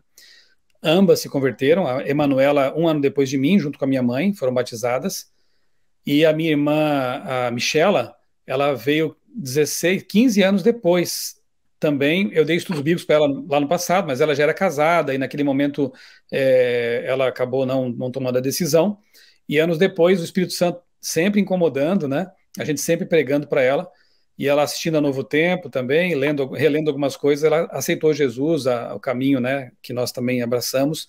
Hoje é uma missionária, uma mulher de Deus, assim, louvo a Deus por isso. E meu pai, ele faleceu na pandemia com Covid, ele resistiu até o fim, mas nós temos, assim, evidências bem claras. Eu contei aqui no canal também essa experiência.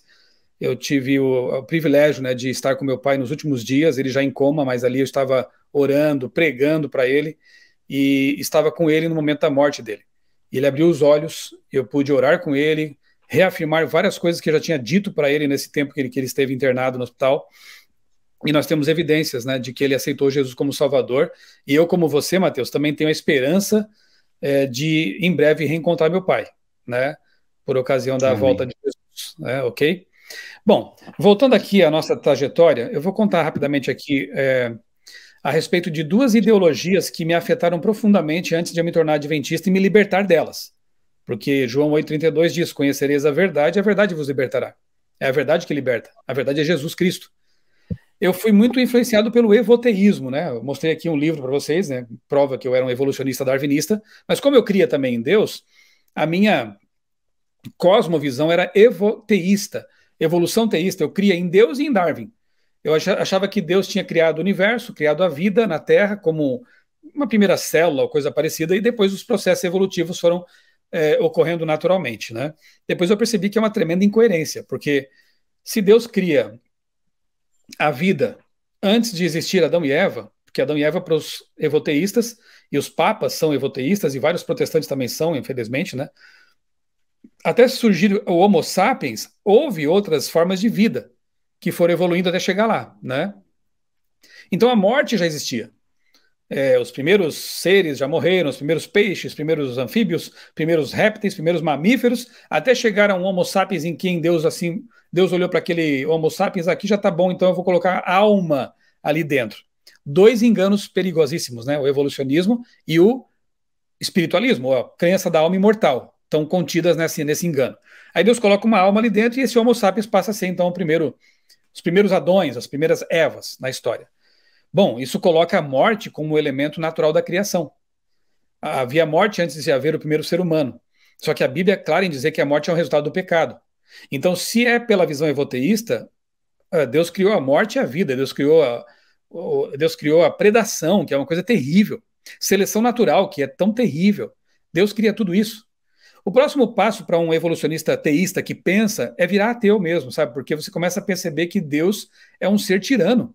Por que ele não criou a vida perfeita já, bela, sem as coisas horríveis que há? A Bíblia explica que as coisas horríveis que há são o resultado do pecado e não da criação original de Deus. Outra coisa, se a morte não é um resultado do pecado, e o pecado nem existiu, porque está num capítulo mitológico, alegórico, como nós aprendemos, né, Mateus? Jesus veio fazer o quê na cruz? Morreu por quê? Então aí abre espaço para uma crença de que Jesus não é exatamente o Redentor, mas é apenas um revolucionário político. Ele veio para ensinar algumas coisas bonitas e tentar expulsar os romanos e nem conseguiu.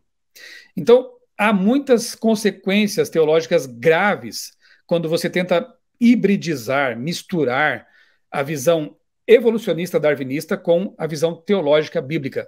Não dá, simplesmente não dá.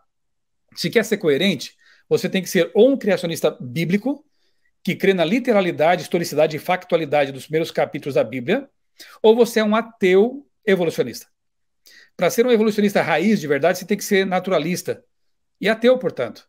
E para ser um criacionista bíblico raiz de verdade, você tem que crer no relato da criação. Jesus falou de Adão e Eva como personagens literais. Jesus falou do dilúvio como um fato, um evento factual, tanto que ele compara a sua segunda vinda com os dias que antecederam o dilúvio.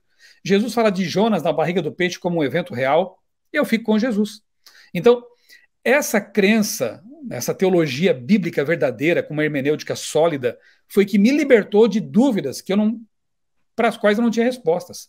Eu estava chegando a uma fase de parafuso lá nos meus 17 anos, quando eu olhava para o espaço, para o universo, para as estrelas, eu conhecia um pouco disso tudo e sabia que aquilo revela ordem, propósito. E eu olhava para os meus livros de cunho darwinista, não tinha resposta para isso. Para piorar as coisas, nós éramos adeptos, depois o Mateus vai contar também, porque nós temos essa coincidência também na nossa história, éramos adeptos da teologia da libertação. Leonardo Boff, Frei Beto e outros ideólogos aí, né? Leonardo Boff na época era Frei ainda, depois ele foi silenciado pelo Vaticano, na época era o Bento XVI, que era o presidente lá da ordem que é a Inquisição, né? Com outro nome. Ele foi silenciado e depois ele abandonou, né? Hoje não é mais um Frei. Mas é um dos pilares da teologia da libertação, que na época eu não sabia, é uma espécie de marxismo cristianizado, né? Um cristianismo marxizado, né? Alguma coisa assim. Nós acreditávamos dessa forma, que Jesus era uma espécie de revolucionário mesmo, político, né? A Bíblia era apenas um livro que continha histórias de um povo, não era necessariamente a palavra inspirada de Deus, mas a palavra de homens que andaram com Deus. Toda essa conversa, hoje em dia, aí que alguns têm trazido para o seio da igreja cristã e adventista também, para nós, Mateus e eu, não é novidade, porque nós vimos muito isso no passado, né? Eu estudei, eu li, conhecia muito bem as ideias de Leonardo Boff, né, por exemplo, entre outros. Eu, então, me voltava para essa teologia, tentava encontrar respostas para as perguntas fundamentais e não encontrava, porque a teologia da libertação se preocupa mais com o aqui e agora, com os problemas sociais do momento. Tanto é que ela se dissemina muito mais na América Latina pobre do que nos países, né, de primeiro mundo. Lá os problemas teológicos são outros, mas aqui a teologia da libertação foi bastante forte, né? A primeira experiência dramática, estranha que eu tive com a alta crítica, que acaba sendo uma espécie de precursora das teologias de libertação, né? Tem mais ou menos um DNA parecido ali, foi quando eu comecei a incomodar o pessoal do grupo de jovens sem querer, porque eu comecei a mostrar para eles aquilo que eu estava descobrindo na Bíblia. Eu lia trechos e falava sobre, queria pregar. Algumas reuniões do grupo de jovens eu transformei em polêmica sem querer, porque eu abordei o sábado, abordei a volta de Jesus. Eu era líder do grupo, né? Apresentava os temas. Havia um rodízio. Todo sábado à tarde, um apresentava um tema e escolhia o tema. Falei sobre a imortalidade da alma. Teve momentos que pegou fogo a coisa lá. Eu cheguei depois a ser convidado a me retirar por estar sendo um problema. Você tem uma ideia, Mateus? Quando o padre não podia ir à nossa comunidade, a gente fazia uma celebração, né? Aí os ministros da Eucaristia levavam a hóstia consagrada e um de nós fazia o sermão no lugar do padre.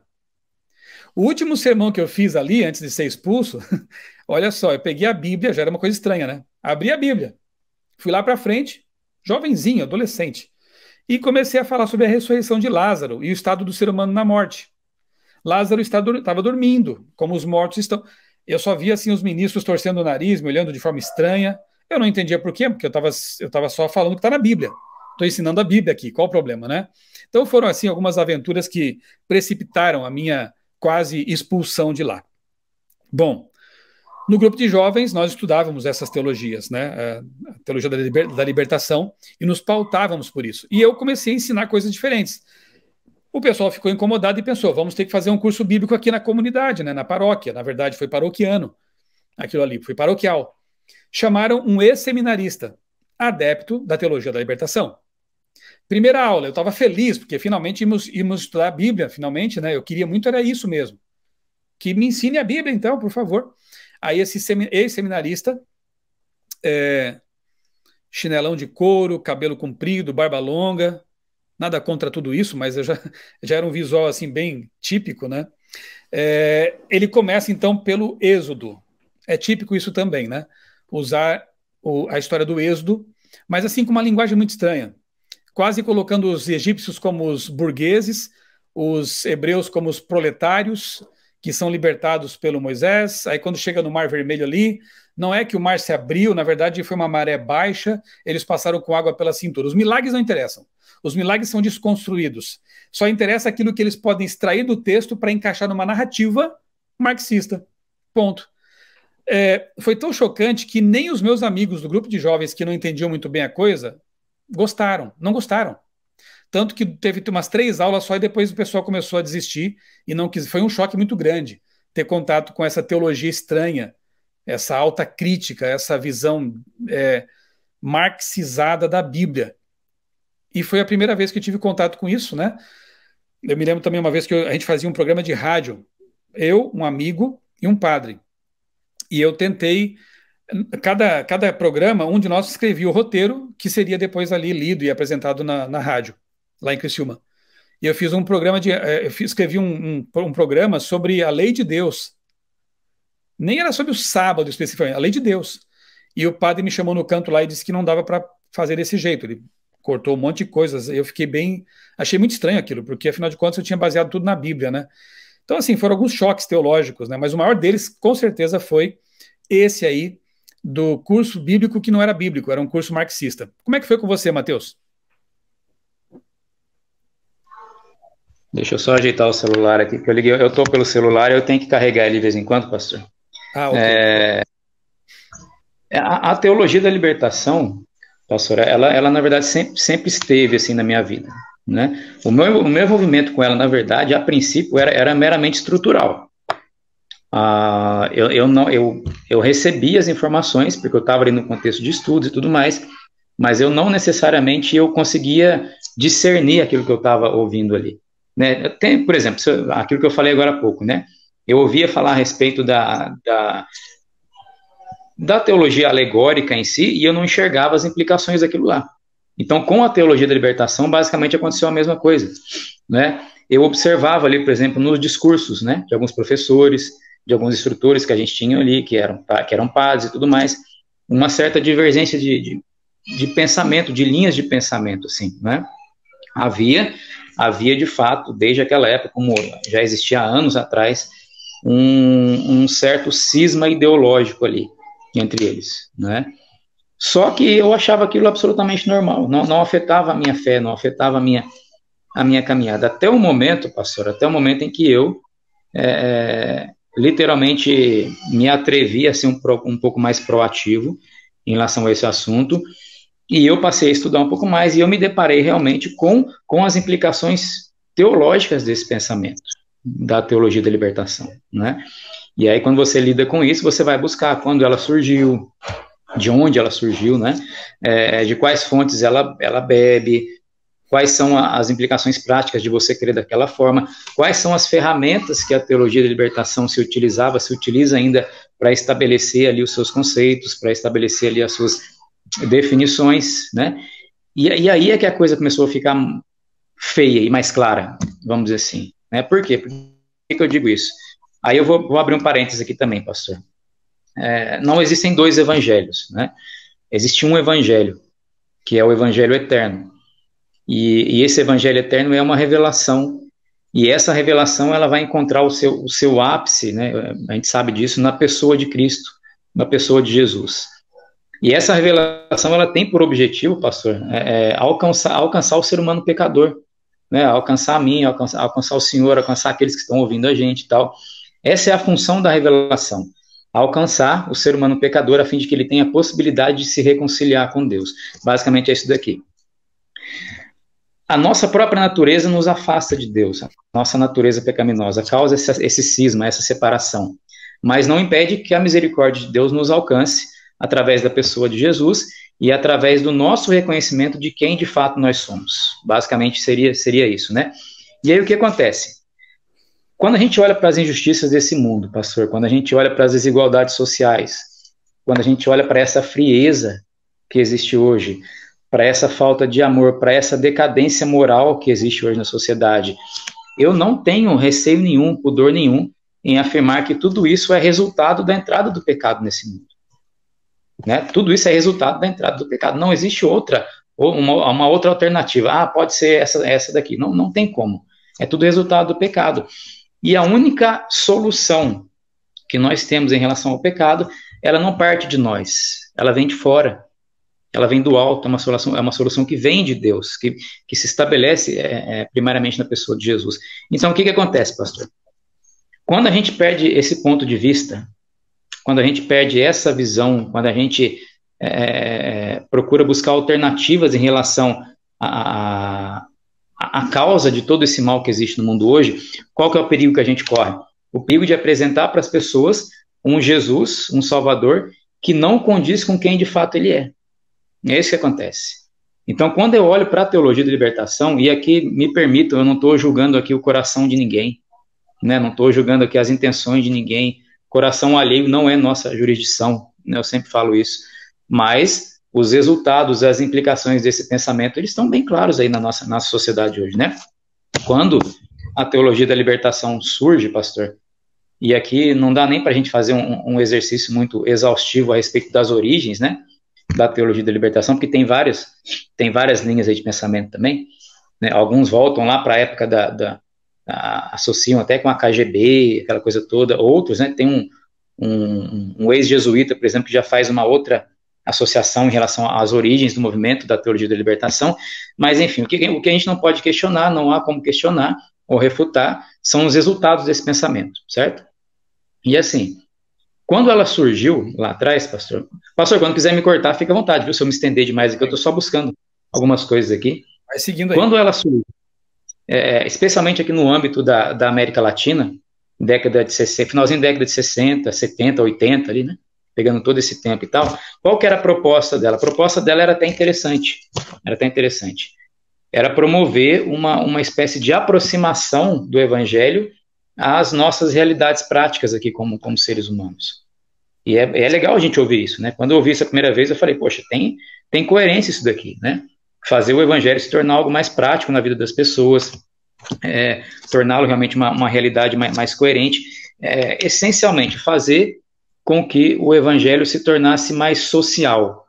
Seria essa, mais ou menos, vamos dizer assim, a grosso modo, né, as intenções, ou supostas intenções originais da teologia da libertação. Mas o que aconteceu a partir daí? E aí eu poderia citar aqui alguns grandes proponentes da teologia da libertação, especialmente aqui no Brasil, fora dele também. Você tem o Gustavo Gutiérrez, por exemplo, que é um peruano, um teólogo, né? Alguns dizem que ele é o pai da teologia da libertação. Eu, particularmente, não vejo dessa forma. Eu acredito que ele estruturou, sim, ele sistematizou muito bem a teologia da libertação, mas não é exatamente o pai desse pensamento, né? Outros antecederam ele ali. E aí você vai trazendo, você pega uma caminhada, você tem o Gutiérrez, você tem John Sobrino, que é outro também. Tem um dos mais conhecidos aqui no Brasil, que é o Leonardo Boff, por exemplo. O Leonardo Boff, pastor, eu acho que o senhor leu algumas coisas dele também. É uma leitura muito cativante, assim. Eu vou ser bem sincero, é uma leitura muito cativante. Ele é muito didático nas explicações que ele dá, na linha de pensamento dele. E se a gente não tiver discernimento nesse momento, em pouco tempo a gente se vê mergulhado naquilo ali e pregando, entendeu? E achando que aquilo ali de fato é o evangelho e tudo mais, porque é tudo muito atrativo, é tudo muito gostoso de se ler e tudo mais. Então, além dele, aí vem Frei Beto, aí vem Rubem Alves, aí vem, falei do John Sobrino aqui, dentre outros, né? Enfim, você tem uma vasta linha de autores da teologia da libertação, e basicamente, pastor, o que acontece a partir desse momento? É nessa proposta de aproximar o evangelho da vida prática das pessoas, inicia-se ali um processo que eu chamo de releitura da Bíblia. Eu poderia usar aqui até uma outra expressão, mas até para não causar nenhum tipo de constrangimento, mas um processo de releitura da Bíblia. E nesse processo de releitura da Bíblia, ele vai incluir, durante toda a sua caminhada, uma espécie de pulverização de alguns conceitos bíblicos, de algumas doutrinas bíblicas que foram solidamente estabelecidas ao longo de todo o cristianismo. Inicia-se esse processo. E uma das coisas piores que acontece a partir daí, né, e eu estou resumindo bem aqui, tem muita coisa, mas uma das piores coisas que acontece a partir daí é que o próprio conceito, o próprio entendimento a respeito de pecado, né, dentro do contexto da teologia da libertação, ele começa a ser um pouco desfigurado. A gente conhece o que é pecado, a Bíblia nos diz o que é, até como natureza humana, algo inerente a nós, né, após a queda e tudo mais. Então, o que acontece? Eles passam a se enxergar todo o mal que existe nesse mundo, todas as injustiças sociais, enfim, como resultado de uma estrutura social, certo? E não mais como resultado de uma própria natureza caída, inclinada ao mal, vamos dizer assim. E o que acontece quando a gente passa a enxergar o pecado como um mero resultado de estruturas sociais injustas? A gente precisa buscar uma ferramenta para consertar essas estruturas sociais injustas. E a única ferramenta que você encontra para promover essa reestruturação é a política, é a militância. Não é? Então, eu deixo de pregar e eu passo, então, a militar. Basicamente é isso que a teologia da libertação passa a fazer. E eu estou falando aqui de um ambiente religioso mesmo, né?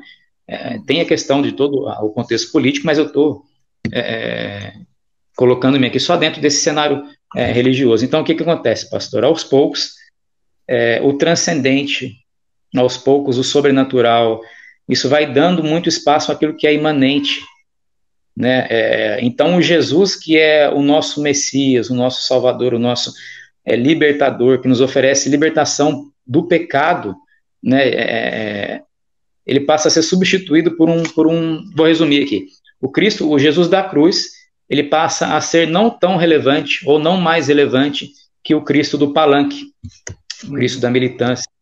Então, como o senhor comentou agora há pouco, né, a gente passa a apresentar para as pessoas esse Jesus que é meramente uma figura revolucionária social, né, alguém que está à frente de um movimento que pode ajudar a estabelecer uma estrutura justa e igualitária nessa terra, nesse planeta onde nós vivemos. E a Bíblia não afirma isso em hipótese alguma. Em hipótese Olha, alguma, Mateus, né? só para você ter uma ideia, durante o meu tempo lá de, vamos colocar assim, militância, né, na teologia da libertação como católico, eu nunca tinha ouvido falar em volta de Jesus. Simplesmente foi uma surpresa quando eu estudei pela primeira vez isso com os adventistas do sétimo dia. Porque, de fato, né, o evangelho social, ele só se preocupa com o aqui e agora. Se ele resolver os problemas que são reais e que são realmente deploráveis, né, da injustiça, da miséria, da pobreza, da desigualdade, enfim, né, social, se ele resolve isso, o paraíso está estabelecido na Terra, né? Tanto que nós ouvíamos sempre a seguinte expressão: nós temos que implantar o reino de Deus na Terra. Eu não ouvia falar do reino de Deus que virá com a volta de Cristo. Nós tínhamos que implantar o reino de Deus na Terra. E, claro, por via política, sempre assim.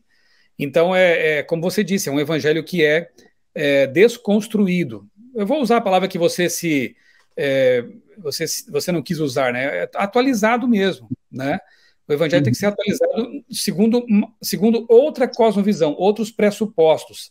Então você não parte mais do evangelho, da Bíblia, para formar sua visão de mundo e a sua atitude em relação à sociedade. Você parte com a sua visão de mundo para a Bíblia para tentar encaixar nela a sua visão de mundo.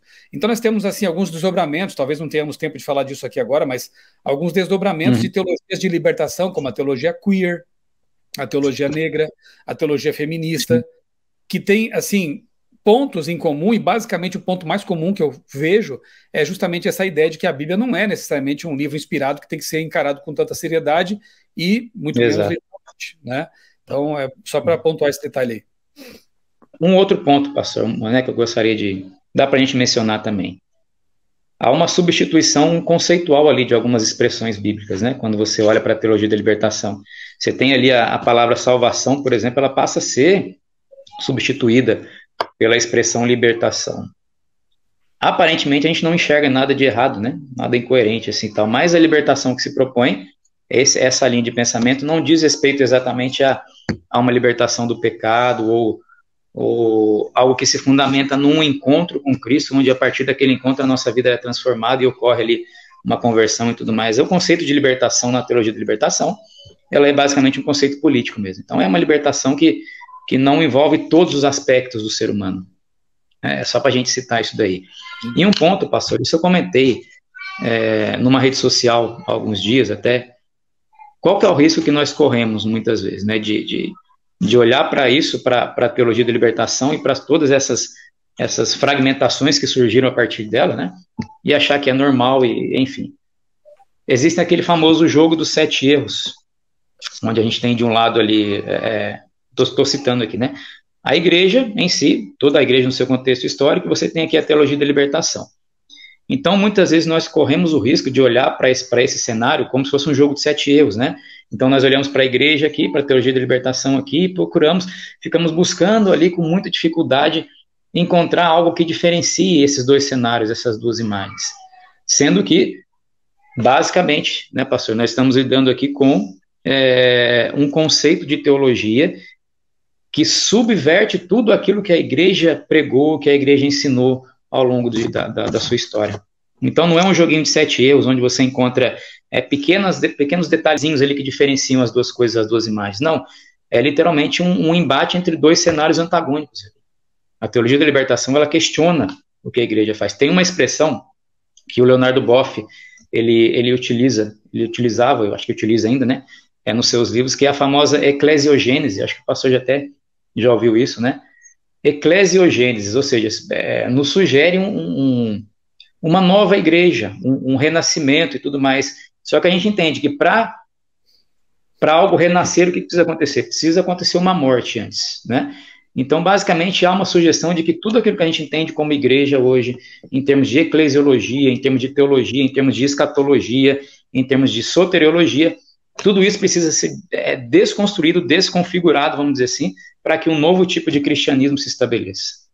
E esse é um grande problema. E lógico que, para isso, como a gente falou antes aqui, pastor, tem a questão de você utilizar a política como ferramenta.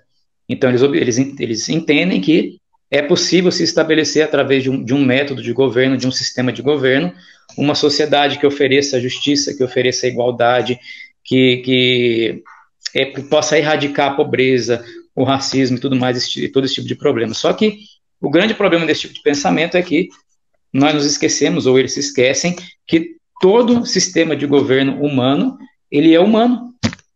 Né? É uma coisa meio que lógica, assim.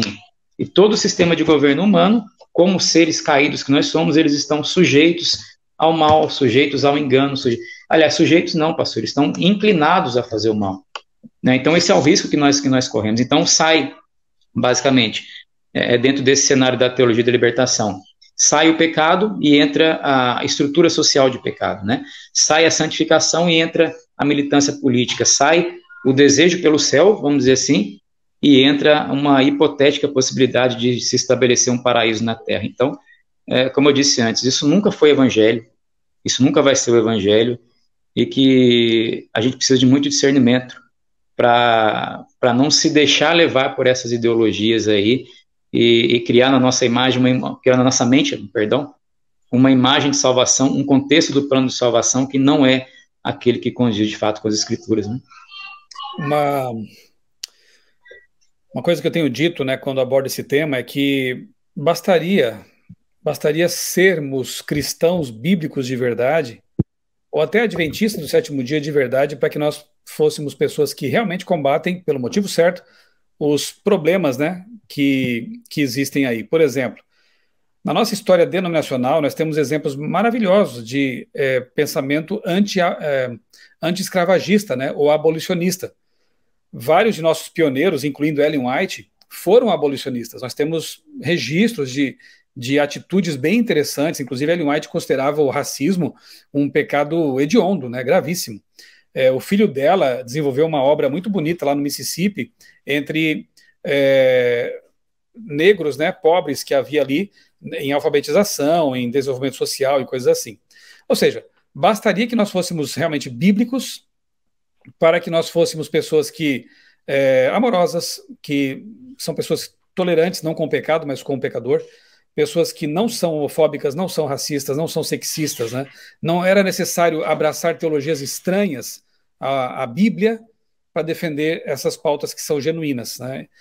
E atualmente eu creio assim que um dos desdobramentos dessas teologias de libertação, inclusive o próprio Boff tem defendido isso, é a tal da ecoteologia, que coloca não mais o pobre como o alvo das ações que devemos executar, como o proletário, digamos assim, mas a terra toda agora é o proletário, é o sofredor que tem que ser libertado, que tem que ser atendido. Só que essa teologia, eu estive assistindo alguns vídeos mais recentes do Leonardo Boff, lendo alguma coisa aí desses teólogos da ecoteologia, o panenteísmo está ali entranhado em todo esse cenário. Aquela ideia de que Deus está em tudo. Eu não consigo ver mais um discurso cristão ali, mas eu vejo um discurso pagão, quase panteísta mesmo, né? Eu li um tempo atrás ao Instrumento Labores do Sino da Amazônia, e eu pude perceber um documento que não é cristão, é um documento realmente pagão. Pachamama, Mãe Terra, né? São expressões muito comuns aí nesses textos, e eu creio que isso seja um desdobramento muito perigoso. Eu quero recomendar a você que está nos assistindo agora a assistir a gravação, a live que eu fiz com o pastor Sérgio Santelli aqui no meu canal. Coloca no buscador Ecumenismo, 15 anos depois. E nós explicamos com mais detalhamento aí essa questão da ecoteologia e dos perigos ao verdadeiro evangelho que estão embutidos nessa ideia aí de mundo. Pastor, irmão Mateus, o seu celular eu acho que parou de transmitir, não sei o que aconteceu, mas se você tiver por aí,